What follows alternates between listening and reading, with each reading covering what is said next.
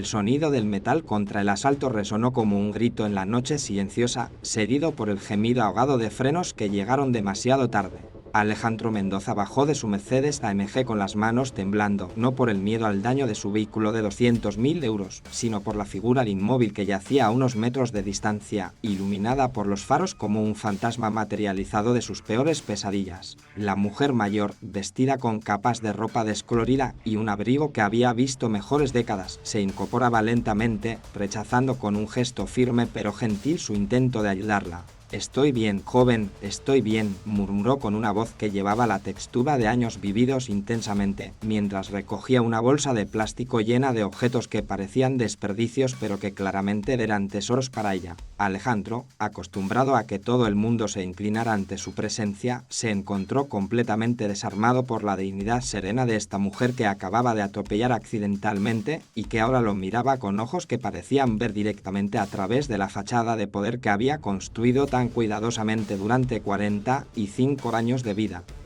La mujer se llamaba Elena Vázquez, aunque pocos sabían su nombre real en las calles donde había vivido los últimos 8 años desde que perdió su pequeño apartamento por no poder pagar el alquiler después de que la empresa donde trabajaba como contadora cerrara sin previo aviso. Alejandro no sabía nada de esto mientras la observaba rechazar una vez más su oferta de llevarla al hospital, su rostro moreno marcado por líneas que hablaban de risas y lágrimas en igual medida, sus ojos oscuros brillando con una inteligencia que él no esperaba encontrar en alguien en su situación. «Al menos déjeme comprarle algo de comer», insistió, sorprendiéndose a sí mismo por la sinceridad en su voz, él que no había hecho una oferta genuina a un extraño en años, acostumbrado como estaba a que cada gesto suyo fuera calculado para obtener algún beneficio empresarial. Elena lo estudió durante un momento que se sintió eterno, como si estuviera leyendo su alma a través de su traje Armani de 3.000 euros y su reloj Patek Philippe, viendo más allá de los símbolos de estatus hacia algo que ni él mismo sabía que existía.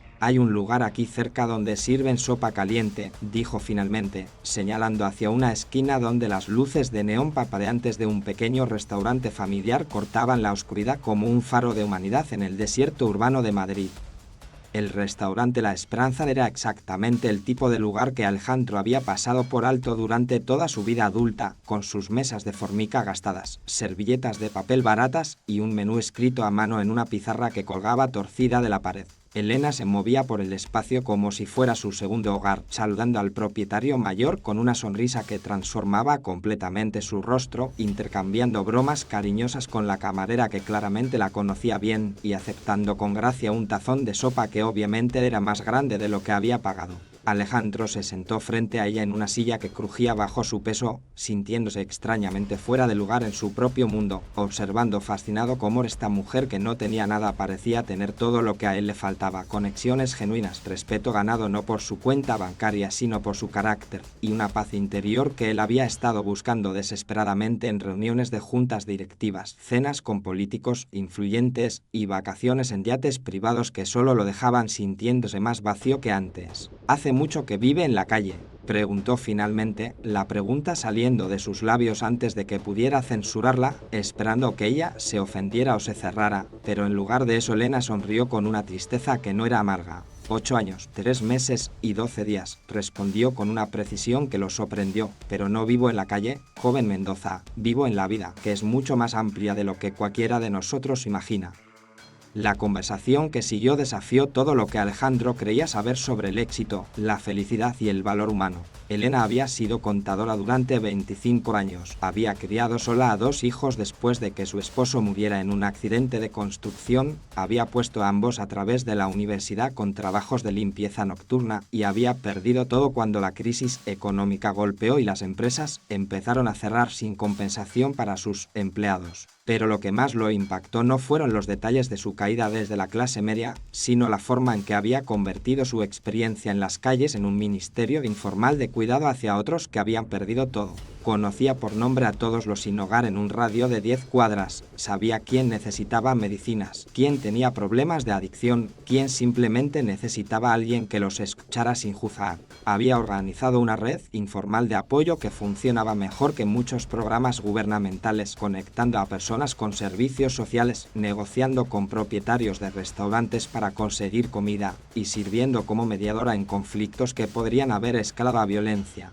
El dinero puede construir paredes, le dijo mientras terminaba su sopa, pero solo las relaciones genuinas construyen puentes, y al final del día, todos necesitamos puentes más que paredes.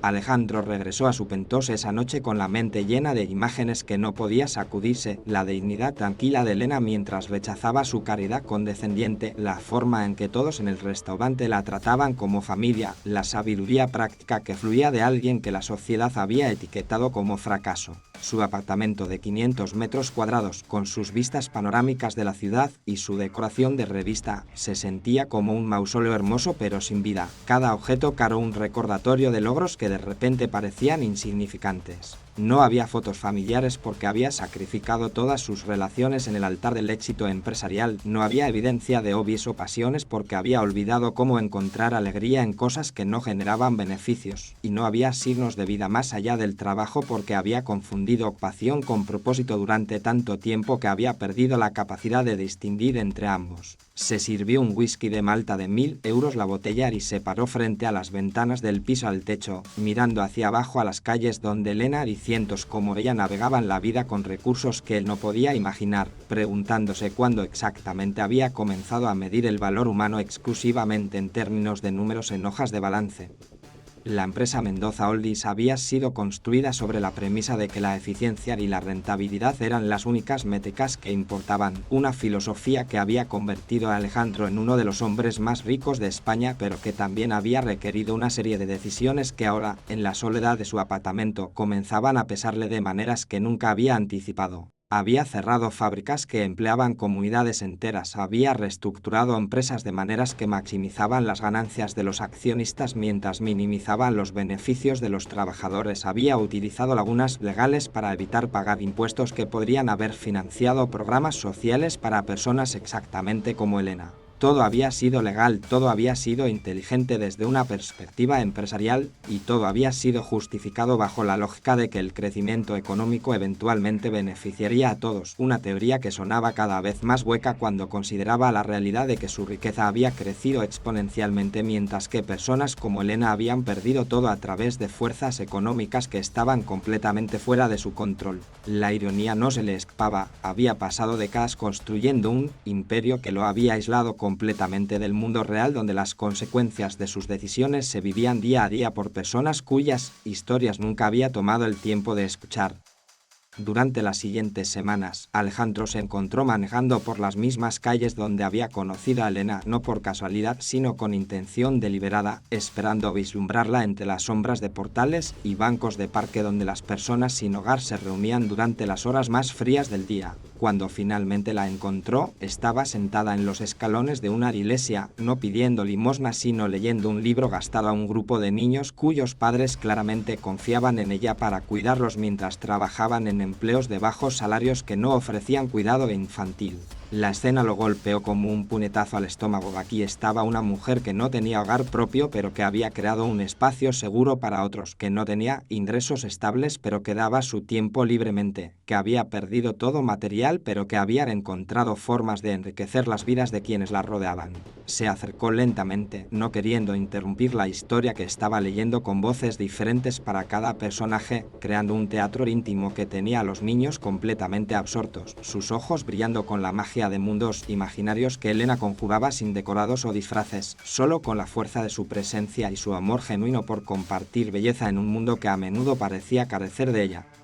Don Alejandro, dijo Elena cuando terminó la historia, y los niños se dispersaron hacia sus familias, usando el título formal con una sonrisa que no tenía nada de deferencia sino todo de calidez genuina. Esperaba verlo de nuevo, aunque debo admitir que esperaba que fuera en circunstancias diferentes. Él se sentó en los escalones junto a ella, sin importarle que su traje se arrugara o que la gente pasara mirando la extraña pareja que formaban, y por primera vez en años se sintió como si estuviera exactamente donde necesitaba estar. He estado pensando en lo que dijo sobre puentes versus paredes, comenzó, las palabras saliendo más fácilmente de lo que había esperado, y me he dado cuenta de que he pasado toda mi carrera construyendo paredes, no solo entre mi dinero y las necesidades del mundo, sino entre quién soy realmente y quién pretendo ser para mantener mi posición. Elena lo escuchó con la clase de atención completa que había olvidado que existía, sin interrumpir, sin juzgar, sin ofrecer soluciones fáciles, simplemente creando espacio para que él explorara pensamientos que había había estado evitando durante décadas.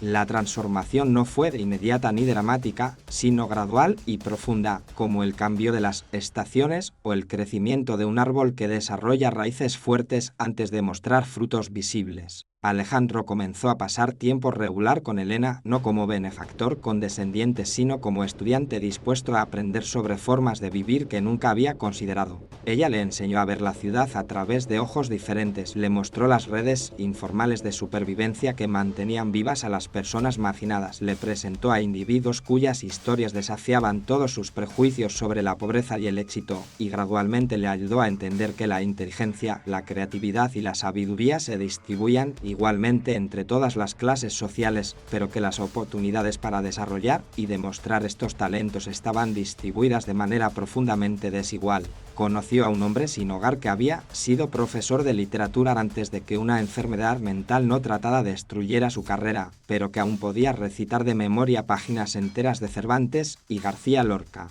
Conoció a una mujer joven que vivía en un refugio con sus 2 hijos pequeños, pero que había diseñado un sistema de presupuesto familiar que era más sofisticado que los modelos financieros que usaban algunos de sus ejecutivos. Conoció a ancianos que habían perdido sus pensiones en colapsos bancarios, pero que mantenían una perspectiva sobre la vida y una capacidad de encontrar alegría en pequeños momentos que lo humillaba y lo inspiraba en igual medida. Estas experiencias comenzaron a infiltrarse en su trabajo de maneras que inicialmente desconcertaron a sus empleados y socios de negocios. Comenzó a hacer preguntas en reuniones de directorio que nunca había hecho antes. ¿Cuál sería el impacto en las comunidades locales si cerramos esta planta? Existen formas de reestructurar que no requieran despidos masivos. Podríamos usar una parte de nuestras ganancias para crear programas de reentrenamiento para trabajadores desplazados. Sus abogados y contadores lo miraban como si hubiera perdido la cabeza, recordándole sus obligaciones fiduciarias con los accionistas, explicándole pacientemente que sus competidores no tenían estos escrúpulos y que la benevolencia corporativa era un lujo que podrían permitirse después de maximizar las ganancias, no antes. Pero Elena le había enseñado algo que ningún MBA había cubierto, que el verdadero liderazgo no consistía en extraer el máximo valor de cada situación, sino en crear valor para todas las partes involucradas, incluso cuando eso requería sacrificar ganancias a corto plazo por beneficios sostenibles a largo plazo.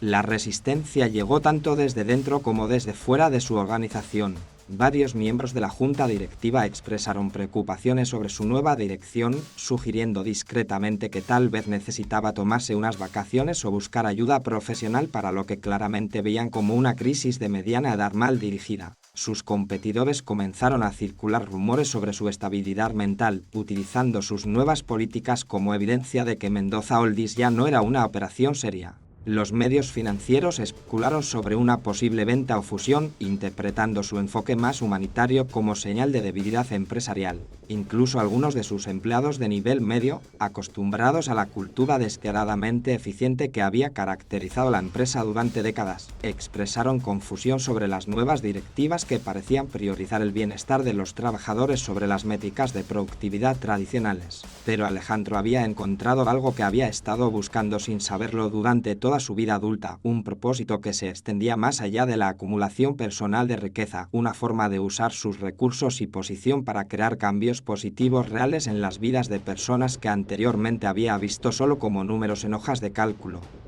El punto de inflexión llegó durante una tarde particularmente fría de diciembre, cuando Elena no apareció en su lugar habitual en los escalones de la iglesia. Alejandro la encontró finalmente en el hospital público, donde había sido llevada después de colapsar por neumonía, una condición que había empeorado por años de exposición a los elementos y acceso inadecuado a atención médica preventiva. El médico joven que la atendía habló con Alejandro como si fuera familia, no porque Elena lo hubiera presentado como tal, sino porque en las semanas que había pasado en su compañía, había comenzado a entender que la familia no se definía solo por sangre, sino por compromiso mutuo y cuidado genuino. Su abuela es muy querida aquí, dijo el médico, asumiendo que Elena era pariente de Alejandro debido a la obviedad de su preocupación. Viene regularmente para verificar el estado de otros pacientes sin hogar, trae libros para leer a los niños en la sala pediátrica y de alguna manera siempre sabe cuando alguien necesita solo una conversación amable. Es raro encontrar personas que den tanto sin esperar nada a cambio.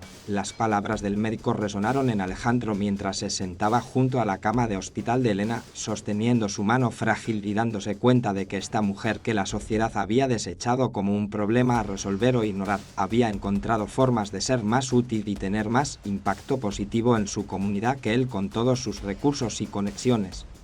Elena se recuperó lentamente, pero el susto había cristalizado algo en la mente de Alejandro que había estado formándose durante meses. La vio en esa cama de hospital rodeada de flores baratas traídas por personas que tenían poco pero que querían mostrar su aprecio, visitada por docenas de individuos que claramente la consideraban un pilar de su comunidad, y se dio cuenta de que había pasado 4 décadas persiguiendo un tipo de éxito que lo había dejado fundamentalmente solo, mientras que Elena, que había perdido todo lo que la sociedad valoraba, había construido una red de relaciones y un legado de servicio que era infinitamente más rico que cualquier cartera de inversiones. Decidió que no era suficiente simplemente cambiar sus políticas empresariales en los márgenes, necesitaba repensar fundamentalmente el propósito de su riqueza y posición. Comenzó a desarrollar lo que inicialmente llamó el Proyecto Elena, aunque ella insistió en que se llamara el Proyecto Esperanza, un programa integral diseñado para abordar las causas sistémicas de la falta de vivienda y la pobreza en lugar de simplemente tratar sus síntomas. El proyecto comenzó modestamente con la compra de un edificio abandonado en el barrio donde Elena había estado viviendo, pero en lugar de gentrificarlo para ganancia, Alejandro trabajó con arquitectos y trabajadores sociales para convertirlo en algo completamente nuevo, un centro comunitario que combinaba vivienda de transición, programas de capacitación laboral, servicios de salud mental, cuidado infantil y espacios comunitarios donde las personas podían reunirse, aprender y apoyarse mutuamente. Elena se convirtió en la coordinadora comunitaria no oficial, utilizando su conocimiento íntimo de las necesidades del vecindario y su capacidad natural para conectar personas con recursos. Pero lo que hizo que el proyecto fuera verdaderamente transformador no fue solo los servicios que ofrecía, sino la filosofía que lo sustentaba, la idea de que las personas que habían experimentado pobreza y marginalización no eran problemas a resolver sino recursos sin explotar, con perspectivas y habilidades únicas que podían contribuir a soluciones más efectivas y duraderas. El modelo comenzó a atraer atención de trabajadores sociales, funcionarios municipales y otros empresarios que estaban buscando formas más efectivas de abordar problemas sociales complejos. Alejandro se encontró hablando en conferencias sobre responsabilidad social corporativa, no como el empresario rico que había desarrollado una conciencia tardía, sino como alguien que había aprendido que el verdadero liderazgo requería humildad suficiente para aprender de personas que la sociedad había ignorado. Comenzó a usar su plataforma y conexiones para abogar por cambios de política que abordarían las causas estructurales de la desigualdad, reformas fiscales que cerrarían las lagunas que él mismo había utilizado, regulaciones laborales que protegerían a los trabajadores de las prácticas que había empleado, y programas de vivienda asequible que reconocerían la vivienda como un derecho humano básico en lugar de una mercancía para generar ganancias. Sus ex colegas en el mundo empresarial lo veían como un traidor a su clase, pero había encontrado nuevas alianzas con activistas, académicos y otros líderes empresariales que estaban llegando a conclusiones similares sobre la insostenibilidad del capitalismo de estilo casino que había dominado las últimas décadas. La transformación más profunda, sin embargo, fue personal. Alejandro había pasado años sintiéndose como si estuviera actuando en un papel que no se ajustaba bien, interpretando la parte del ejecutivo despiadado porque era lo que se esperaba, acumulando símbolos de estatus porque era como se suponía que debía medir el éxito, y manteniendo distancia emocional de otros porque la vulnerabilidad se veía como debilidad en el mundo donde había elegido operar. Pero Elena le había mostrado que la verdadera fuerza venía de la autenticidad, que el verdadero éxito se medía por el impacto positivo en las vidas de otros y que la verdadera riqueza consistía en relaciones significativas y propósito compartido. Comenzó a dormir mejor por las noches, no porque sus problemas financieros hubieran desaparecido, de hecho, sus nuevas prioridades habían reducido significativamente sus ganancias a corto plazo, sino porque finalmente sentía que su vida tenía una dirección que era consistente con sus valores más profundos, valores que había enterrado bajo capas de ambición y pragmatismo pero que nunca habían desaparecido completamente. El desafío final llegó cuando la ciudad anunció planes para limpiar el distrito donde se ubicaba el centro comunitario, un eufemismo para desplazar a los residentes de bajos ingresos para hacer espacio para desarrollos comerciales y residenciales de lujo. Los desarrolladores detrás del proyecto eran antiguos socios de negocios de Alejandro, personas que habían utilizado las mismas estrategias que él había empleado durante años: comprar propiedades a precios deprimidos, presionar a los funcionarios municipales para que rezonen las aras y luego construir proyectos que generarían máximas ganancias sin consideración por las comunidades desplazadas. La ironía de la situación no se le escapaba: estaba enfrentando una versión más joven de sí mismo, armada con todos los recursos y conexiones que él había utilizado para lograr sus propios objetivos empresariales. Los desarrolladores asumieron inicialmente que podrían comprar su silencio o cooperación, ofreciéndole participación en las ganancias a cambio de trasladar discretamente su centro comunitario a una ubicación menos visible. Cuando rechazó sus ofertas, escalaron a amenazas más directas, a auditorías fiscales, investigaciones regulatorias y campañas de presión diseñadas para paralizar sus operaciones comerciales hasta que cooperara.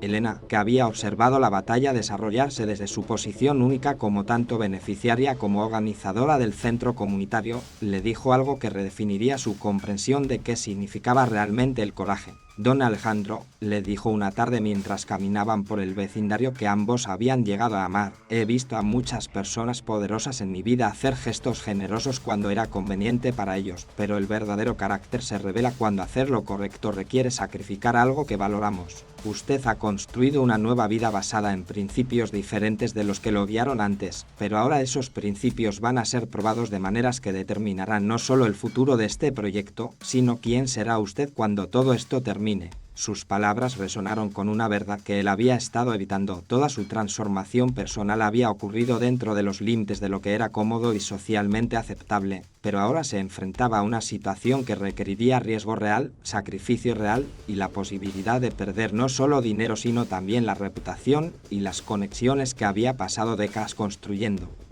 La decisión que tomó sorprendió incluso a Elena por su audacia y su completitud. En lugar de simplemente resistir los planes de desarrollo, Alejandro utilizó todos sus recursos para crear una alternativa que era tan económicamente atractiva que hizo que los planes originales fueran innecesarios. Formó una coalición de inversionistas socialmente conscientes, organizaciones sin fines de lucro y la propia comunidad para comprar todas las propiedades en disputa y crear un modelo de desarrollo comunitario que preservaría la asequibilidad mientras mejoraba la infraestructura y los servicios. Utilizó sus conexiones políticas no para obtener favores especiales, sino para abogar por cambios de zonificación que protegerían vecindarios de bajos ingresos de especuladores futuros. Y más significativamente, estructuró el proyecto de manera que los residentes de la comunidad se convertirían en propietarios parciales, asegurando que cualquier aumento en el valor de la propiedad beneficiaría a las personas que habían vivido allí durante años en lugar de desplazarlas hacia áreas menos deseables.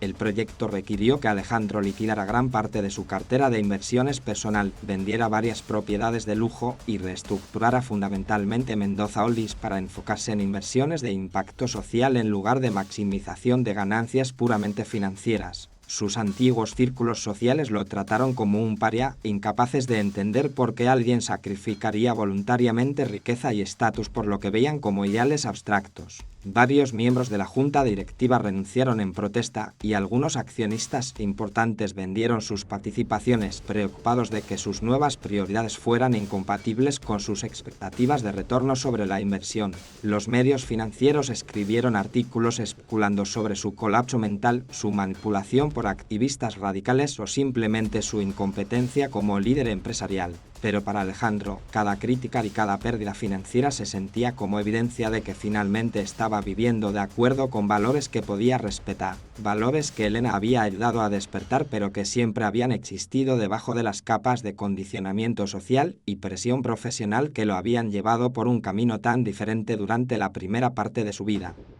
La vindicación llegó gradualmente, pero de manera incontrovertible. El modelo de desarrollo comunitario que había pionerizado comenzó a ser estudiado y replicado en otras ciudades, demostrando que era posible crear vivienda asequible, servicios comunitarios y oportunidades económicas sin desplazar a las poblaciones existentes o sacrificar la viabilidad financiera. Las empresas que había reestructurado bajo nuevos principios mostraron que las prácticas laborales humanas y la responsabilidad ambiental podían coexistir con la rentabilidad, atrayendo tanto a trabajadores talentosos que querían trabajar para organizaciones con propósito como a consumidores que valoraban las prácticas éticas sobre los precios más bajos. Más importante aún, el centro comunitario se había convertido en un modelo para abordar problemas sociales complejos a través de la participación auténtica de las comunidades afectadas, demostrando que las soluciones más efectivas a menudo emergen cuando las personas con experiencia vivida de un problema se empoderan para diseñar e implementar respuestas. Elena, que había comenzado como una víctima accidental de las políticas económicas que Alejandro había ayudado a perpetuar, se había convertido en su maestra más importante y su colaboradora más valiosa. Había utilizado sus décadas de experiencia navegando sistemas sociales como contadora, madre soltera y superviviente de la calle para crear programas que abordaban las necesidades reales de las personas en lugar de las necesidades percibidas por burócratas y filántropos bien intencionados pero desconectados. Su comprensión íntima de cómo las políticas abstractas se traducían en realidades vividas había informado cada aspecto del trabajo que habían construido juntos, desde el diseño físico de los espacios hasta la estructura de los programas de apoyo. Pero quizás más importante, había demostrado que la dignidad humana no dependía de circunstancias externas, que la sabiduría podía florecer en cualquier contexto y que las personas que la sociedad había etiquetado como fallas tenían capacidades y perspectivas que eran esenciales para crear soluciones verdaderamente efectivas a problemas sociales complejos. La transformación de Alejandro había comenzado con un accidente automovilístico, pero había evolucionado hacia algo mucho más profundo, una reconfiguración completa de cómo entendía el éxito, el propósito y la responsabilidad. Había aprendido que la verdadera riqueza consistía en la capacidad de crear valor para otros, que el verdadero poder venía de empoderar a otros para alcanzar su potencial y que el verdadero liderazgo requería la humildad de reconocer que las mejores ideas a menudo venían de fuentes inesperadas. Sus antiguos colegas podrían verlo como alguien que había perdido la razón, pero él sabía que finalmente había encontrado algo que había estado buscando sin saberlo durante toda su vida adulta, una forma de vivir que era consistente con sus valores más profundos, trabajo que contribuía a soluciones reales para problemas reales y relaciones basadas en respeto mutuo y propósito compartido en lugar de ventaja mutua y competencia. 5 años después del accidente que había cambiado el curso de 2 vidas, Alejandro se paró en el balcón del centro comunitario que ahora albergaba a 200 familias, empleaba a 75 residentes locales y servía como centro de recursos para toda la región. Elena estaba a su lado, ya no la mujer vulnerable que había conocido en esa calle oscura, sino la directora respetada de una organización que había transformado no solo un vecindario sino también la forma en que la ciudad abordaba los problemas de vivienda y pobreza. Juntos observaron a los niños jugar en el patio que había sido diseñado por la propia comunidad, a los adolescentes participar en programas de tutoría dirigidos por residentes adultos, y a las familias reunirse para cenas comunitarias donde se compartían tanto comida como historias, creando el tipo de conexiones sociales que habían sido destruidas por décadas de políticas que trataban la vivienda como una mercancía en lugar de un fundamento para la vida comunitaria. El modelo que habían creado había inspirado iniciativas similares en 12 ciudades diferentes, cada una adaptada a las necesidades específicas de su contexto local, pero todas basadas en los principios que Elena había articulado desde el principio, que las personas afectadas por un problema debían ser centrales en el diseño de soluciones, que la dignidad humana debía ser el punto de partida para cualquier intervención social y que el verdadero desarrollo comunitario requería abordar tanto las necesidades económicas como las necesidades sociales y emocionales de los residentes. Alejandro había establecido una fundación que proporcionaba tanto capital inicial como asistencia técnica para comunidades que querían replicar su modelo, pero había insistido en que Elena fuera la presidente de la junta directiva, reconociendo que su liderazgo había sido esencial para el éxito del proyecto original y que su perspectiva continuaría siendo invaluable para expansiones futuras. La universidad local había comenzado a enviar estudiantes de trabajo social, planificación urbana y administración pública para observar e interactuar con el centro como parte de su educación práctica, exponiendo a la próxima generación de profesionales a modelos de servicio público que priorizaban la participación comunitaria sobre la eficiencia burocrática. Elena había comenzado a dar conferencias en clases de política social, compartiendo insights que solo podrían haber venido de años de experiencia tanto como beneficiaria carrera como organizadora de servicios sociales. Sus presentaciones habían influido en las tesis de doctorado, informado el desarrollo de nuevos cursos e inspirado a estudiantes a reconsiderar sus suposiciones sobre quién tenía conocimientos valiosos sobre cómo abordar problemas sociales complejos. Alejandro había establecido una cátedra en su honor en la Escuela de Negocios, no para celebrar la caridad empresarial, sino para institucionalizar el estudio de modelos de negocios que medían el éxito por su impacto social así como por su viabilidad financiera.